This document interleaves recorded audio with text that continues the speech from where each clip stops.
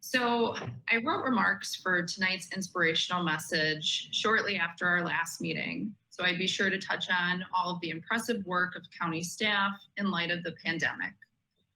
But evidence of a much more pervasive and long-standing virus plaguing our community rose to the surface in the last few weeks. Ahmaud Arbery was murdered simply for going on a run. Breonna Taylor murdered in her own home. Christian Cooper experienced a disgusting and blatant manipulation of white privilege, all for simply asking a white woman to comply with park rules. And the horrific murder of George Floyd by a Minneapolis police officer. It is nothing new to the Black community that doesn't have the luxury of simply turning a blind eye to the deeply rooted systemic racism in our society. Madison's own Tony Robinson was killed just 6 years ago. And we're all aware of the Race to Equity report that revealed that Dane County has some of the starkest racial disparities in the country. Disparities in areas like education, housing, criminal justice, and healthcare. The mortality rate for Black infants is the highest in the nation at 14%.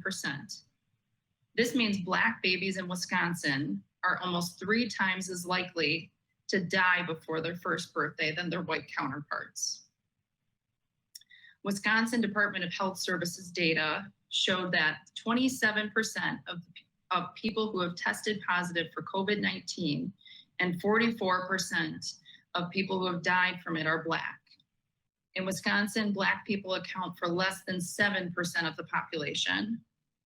We have to do better. White people need to support the work of Black leaders in our community.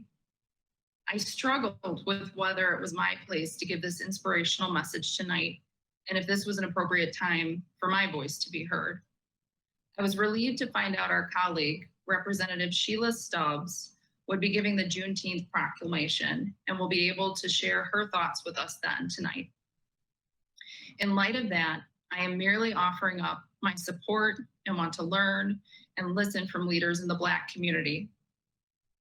I'd like to use my platform to share the request protesters have made in Madison, defunding the police department and instead investing in anti-oppression efforts and life-affirming infrastructure for Black people, freeing all inmates at the Dane County Jail, and abolishing police powers in favor of safety structures that support oppressed people. I'd like to invite you all to engage in ways we as a board can better support the Black community. We have an opportunity to do our part and rise to the occasion by continuing to address vulnerable populations with respect and care and make a more positive impact on the community with CARES funding in light of COVID-19. We have an opportunity to continue serving our neighbors in the homeless population in a way that better addresses their health needs and connects them to housing. We have an opportunity to build on gains made in criminal justice by keeping more people out of jail.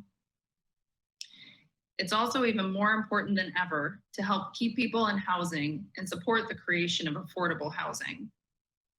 We also need to continue supporting efforts to address racial disparities in access to healthcare and healthcare outcomes. We need to work together to address the viruses plaguing our community and create a new normal where our Black friends and neighbors don't have to endure the horrific threats and murders we have seen in the last few weeks and throughout the history of this country. In solidarity with Black Lives Matter demonstrations, instead of leading the board in the Pledge of Allegiance tonight, I'd like to ask you to join me in a moment of silence.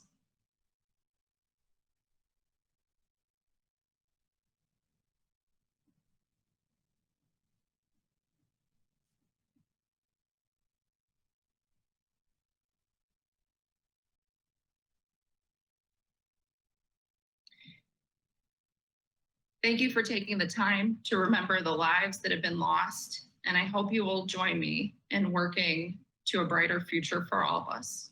Thank you.